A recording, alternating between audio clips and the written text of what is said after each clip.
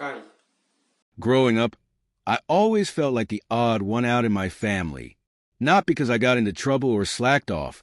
I busted my tail. But because my idea of success never matched theirs. My parents were both professionals. Dad was a lawyer. Mom worked in healthcare. My younger sister, Emily, was following in their footsteps, studying law at one of the top schools in the country. And then there was me, Nick, the guy who turns wrenches. They never said it outright, but I always knew what they thought. My dad would introduce me at family gatherings with a forced smile, calling me hands-on, like that was some kind of consolation prize for not wearing a suit every day. My mom, always the diplomatic one, would say I had a good thing going for now, as if running my own business, making six figures, and owning my own damn house was enough. But the thing is, I never needed their approval. Or at least, that's what I told myself. I built something from the ground up, and I was damn proud of it. My auto shop wasn't just a job. It was mine. I hired guys who needed second chances, built a solid reputation, and knew my customers by name. I worked harder than any of them ever did. Yet to my family, it wasn't real success. That didn't stop them from taking my money, though. When Emily got into law school, guess who footed the bill? It sure as hell wasn't my parents. She needs to focus on school, they said. She can't be worrying about money like you did. Like I didn't grind every single day just to get where I was. But I paid because she was my sister. I wanted her to have every opportunity. One never did. And Emily, she never complained. She never once said thank you either. It was like she just expected it. Like my hard work was some kind of family fund she had unlimited access to. Meanwhile, every holiday, every birthday, every family event was the same. Conversations that revolved around her about her bright future. I was just a guy in the background, the successful in his own way brother who never quite measured up. But I showed up. Every year, I sat through it. Every year, I smiled, brought gifts, pretended like I didn't notice the subtle jabs. Because that's what family does, right? Then, a week before Christmas, I got the call. It was my mom. No small talk, no usual passive-aggressive chatter. Just one simple statement. Nick, we're keeping it small this year. It's just going to be immediate family. For a second, I didn't even process what she was saying. Immediate family? Like not me? I almost laughed, thinking it was a joke. But she didn't sound amused. She sounded distant. And that's when it hit me. I wasn't invited to Christmas. My own family had decided that I didn't belong. I sat there, phone in hand, staring at the screen. My own mother had just told me, plain as day, that I wasn't considered part of immediate family. Not after all I'd done. Not after everything I'd given. And for the first time in a long time, I didn't feel angry. I didn't feel hurt. I just felt done. I sat in my truck outside my shop, staring at my phone like it had just sucker punched me. No invite to Christmas. No explanation. Just a cold rejection from the people I thought were my own. At first, I figured there had to be some mistake. Maybe Mom just meant they were doing something small.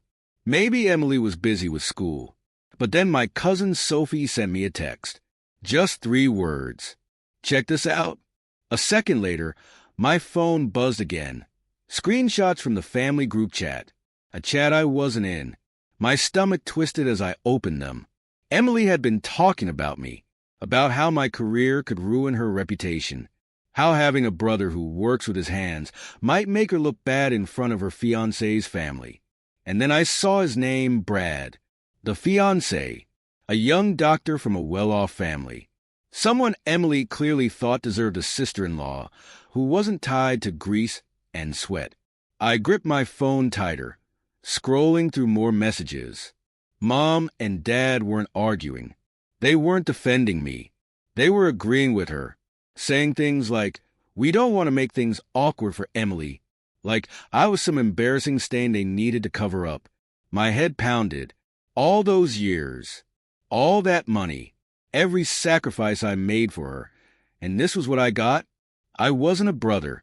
I was an inconvenience. I sat there for what felt like hours, phone in one hand, the other clenched into a fist on my lap. My breath was slow, controlled, but inside, I felt like my whole world had just shifted. I wasn't mad. Not yet. I was just stunned. And the worst part, I wasn't even surprised. I glanced at the Christmas gifts I'd already bought for my family, still in the back seat of my truck, wrapped neatly, waiting to be handed out to people who didn't even want me around. A bitter laugh escaped my lips. Well, message received. I unlocked my phone again, scrolling through the chat. Emily had sent another message. Brad's parents are very particular about who we associate with. I don't want them to think I grew up around that, like I was some kind of shameful secret. Like my entire life, everything I built was something to be hidden. I'd spent years making sure she never had to struggle, and this was my reward. I tossed my phone onto the passenger seat and ran a hand over my face. The frustration, the betrayal. It was all boiling under the surface. I could feel it creeping up, clawing at my chest. I should have seen it coming. The signs were always there. The way they talked about my work like it was a phase. The way they never asked how my business was doing, but always had their hands out when tuition was due.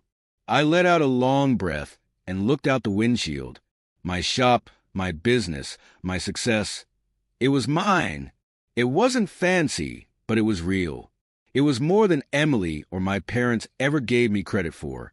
I wasn't ashamed of what I'd built. They were. I sat on my couch, a half-empty beer bottle in my hand, the TV playing some mindless rerun I wasn't even watching. My phone was still open on Sophie's last message, the link to Brad's profile staring me down like it was daring me to look again. I had driven straight home from the shop, barely remembering the ride. The second I walked through the door, I tossed my jacket onto the nearest chair and cracked open a beer. I needed something to take the edge off, something to keep me from punching a hole through my own damn wall. The little things I had ignored, the offhand comments, the moments that never quite sat right, all of them started to make sense. Emily had spent years making sure I never fit into her world. It wasn't just about Christmas. It was bigger than that. Back when she started college, she never invited me to visit. Every time I offered, she had an excuse. Too busy, too much studying, not a good time. I chalked it up to school stress, never thinking twice. But now, it was clear. She didn't want me there. She didn't want anyone knowing about me. She never introduced me to her friends. I met Mom and Dad's friends, I met distant relatives, but never the people in her circle. I figured she was just private, but now I saw it for what it was. She was embarrassed. The girl whose entire law school was being funded by the brother she pretended didn't exist. That thought hit me hard. She had let everyone believe she was paying her own way. She never corrected them when they assumed she was some hard-working student, juggling studies with side gigs. Meanwhile, I was the one covering her tuition, her apartment, even her books. And I never asked for credit.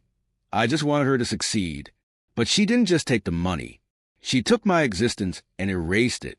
I took another sip of beer and set the bottle down harder than I meant to. My phone buzzed again. Another text from Sophie. You're gonna love this. Check Brad's profile. She attached a link. I clicked it, my stomach already bracing for impact. Brad's social media was filled with pictures of his family. Big group photos at barbecues, fishing trips, and holiday gatherings. Normal stuff. But then I saw something that stopped me cold. His dad owned a construction company. His uncle ran a chain of auto shops. His cousins worked in trades. Plumbers, electricians, carpenters. These weren't people who looked down on hard work. These were my kind of people. And yet, according to Emily, they would never accept me. She had spun some lie about them being too particular, but the truth was, she was the one ashamed. She had made up this entire narrative to keep me out of her life, to make sure I stayed invisible. I let out a slow breath, running a hand through my hair. The beer tasted bitter now, like it had gone flat in my mouth. This wasn't about Brad. This wasn't about his family. This was about her. And now, I finally saw her for who she really was. I stared at my phone, the cold reality settling in. I had been funding Emily's entire life while she erased me from hers. No more. I wasn't about to keep playing the role of the invisible ATM. I leaned forward, elbows on my knees, and opened the banking app linked to her tuition payments. A few clicks, and I was staring at the upcoming transaction, a whopping $2,500 due in 2 weeks. My jaw clenched. That was nearly what I made in 2 months, gone in an instant to someone who didn't even acknowledge my existence. I tapped the payment settings, scrolling through the details. My bank account was still the default. Automatic withdrawals set up. How convenient. She never had to lift a finger. She probably never even logged in to check. It just happened like magic. Not this time. With a few more taps, I removed my payment method. A small pop-up asked if I was sure. I had never been more sure of anything in my life. One final click, and it was done. No backup card. No saved details. Just a blank payment screen with a message. No active payment methods. I leaned back against the couch, exhaling slowly. For the first time in years, I felt something I hadn't expected, relief. No guilt, no hesitation. Just the satisfaction of knowing that the next time Emily logged in, she'd get a nasty surprise. I set my phone down and stretched, rolling my shoulders to shake off the tension. A grin crept onto my face. I wasn't just cutting her off financially. I was cutting myself free from the weight of it all. No more being used. No more playing the role of the reliable, self-sacrificing brother while she pretended I didn't exist. My beer was still sitting on the coffee table, condensation pooling at the base of the bottle. I grabbed it, took a slow sip, and let the moment settle in. The quiet, the stillness. It felt different now. Lighter. Then, just as I was about to put my phone away, it buzzed again. I frowned and tapped over to my inbox. At the top was a new message from the university's finance department. Important. Payment issue for Emily Carter. I clicked on it, my pulse kicking up a notch. The email was short, formal, and straight to the point. Emily's tuition payment had been declined. She had 1 week to submit an alternate payment method before penalties kicked in. A chuckle bubbled up before I could stop it. So that's how fast it worked. I could picture it already. Emily logging in, expecting to see everything squared away as usual, only to find that the free ride was over. I stood up and walked to the fridge, grabbing another beer. This one, I was going to enjoy. Let's see how she handles this one. A couple of days passed, and I knew it was only a matter of time before she reached out. Emily wasn't the type to check her finances regularly. She just assumed everything would be taken care of, like always. But when reality hit, that was when the panic would set in. Sure enough, my phone buzzed while I was in the shop, replacing the alternator on an F-150. I wiped my hands on a rag, glanced at the screen, and smirked. Emily. I let it ring a few times before picking up, keeping my voice casual. She didn't waste time with pleasantries. She went straight into her usual routine, soft voice, just the right amount of concern. She just wanted to check in and make sure I hadn't forgotten about her tuition payment. I leaned against the tool chest and let out a slow breath before cutting through the act. I told her I hadn't forgotten. I told her I wasn't paying. Silence. Then the shift. Her voice went up a notch, disbelief dripping from every word. She asked if I was serious, if something had happened, if I needed more time. As if this was a misunderstanding. I told her I wasn't her personal bank. If she needed the money, she could ask Brad.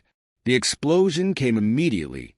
She lost the sweet tone in an instant, replacing it with something raw, something desperate. She accused me of putting her in an impossible situation, of ruining everything. That's when it hit me. She hadn't told Brad a damn thing. I asked her straight up if Brad even knew she wasn't paying for law school herself. More silence. Then, the panic in her voice was impossible to miss. I almost felt bad. Almost. She started talking fast, scrambling for an excuse, trying to twist the blame back on me. But the truth was simple. She had been living a lie, and now it was catching up to her. She tried one last time, saying it was just one more semester, that she'd figure something out after. I told her I already had. She was on her own. I hung up before she could start crying. I grabbed a beer from the fridge, popped the cap off, and took a long sip. Outside, the shop lights buzzed faintly in the early evening air. For the first time in a long time, I felt something close to peace. The peace didn't last long. Less than 24 hours later, my phone was lighting up with messages, voicemails, and missed calls. The family group chat, the one I wasn't even a part of, was apparently blowing up. Sophie was kind enough to forward me the highlights. Mom was devastated. She told everyone I had turned my back on family. She cried in voice messages, saying that no matter what, family is supposed to support each other. Dad, on the other hand, wasn't crying. He was furious. He called me selfish, said I was abandoning my sister, and that I owed her this much after everything. After everything? After everything I had done? Then came the relatives. Aunts, uncles, cousins. People who had never asked me how my business was doing, never invited me to anything, never even texted unless they needed something, suddenly had opinions. How could you do this? Emily's your sister. You're punishing her over money? Punishing her? No. I was just finally done being used. I ignored most of the messages, but I did respond to Mom. I asked her one simple question. If Emily's education was so important, why hadn't they been paying for it? Why was I the only one footing the bill? Her response? Silence. The truth was, my parents had the money. Dad made a solid salary as an attorney, and Mom wasn't exactly struggling either. But they had other priorities. They had just bought a new vacation home. They went on expensive trips, lived comfortably, and made sure they had enough for retirement. Paying for Emily's tuition? That was my job. And now that I had stepped away, the whole thing was crumbling. Meanwhile, Emily had no choice but to come clean to Brad. And from what Sophie told me, it did not go well. Brad had assumed she was financially independent, that she was handling things on her own like an adult. Finding out she had been lying, not just to him but to herself, hit him hard. He wasn't mad about the money. He was mad about the deception. He told her he needed time to think. Emily's perfect future, her carefully constructed image, was falling apart. And for once, I wasn't the one left trying to fix it. I sat on my porch that night, beer in hand, listening to the quiet hum of the city in the distance. My phone buzzed again. Another message from my mom. I didn't even open it. I just set the phone down, stretched my legs out, and let the night air wash over me. For the first time in my life, I was free. Brad didn't need much time to think. The next day, he broke things off with Emily. She had spent years crafting the perfect version of herself, smart, ambitious, self-sufficient. But the truth had shattered that illusion. Brad had no interest in being with someone who built their life on deception. Emily was now left with nothing. No fiancé, no financial support, and no backup plan. The panic must have been unbearable because she did the one thing I never thought she would. She showed up at my business in the middle of the day and made a scene. I was working under the hood of a Chevy Silverado when I heard the shouting. At first, I thought it was some random argument on the street, but then I heard my name. I stood up, wiping my hands on a rag, and saw Emily storming toward me, eyes wild, hair disheveled. My employees and customers all turned to look. She launched into a full-blown tirade. Accusations, insults, blaming me for ruining her life. She called me selfish, said I had no right to abandon her. Her voice cracked, a mix of rage and desperation. My guys stood back, waiting for my reaction, while a few customers pulled out their phones, probably recording the whole thing. I stayed calm. I didn't need to raise my voice. I just looked at her and asked a simple question. Why aren't you asking Mom and Dad for help? She had no answer. She knew they wouldn't.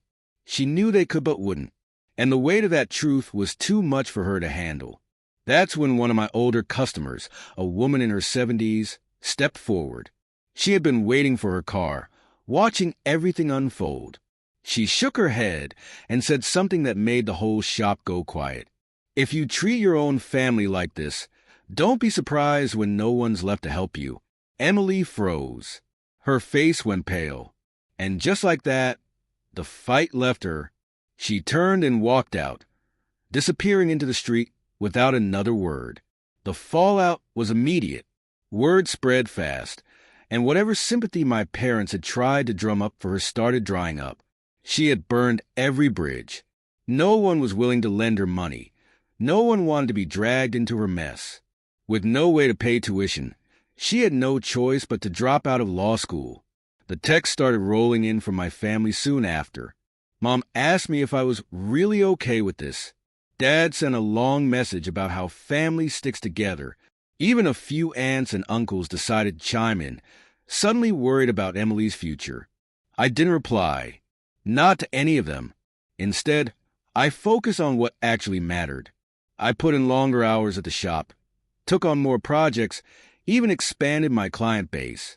I upgraded my equipment, hired 2 new guys, and finally got that new truck I'd been eyeing for months. My shop was thriving, and for the first time in years, so was I. One night, as I locked up for the day, I stepped outside and let the cool air hit my face. My phone buzzed in my pocket.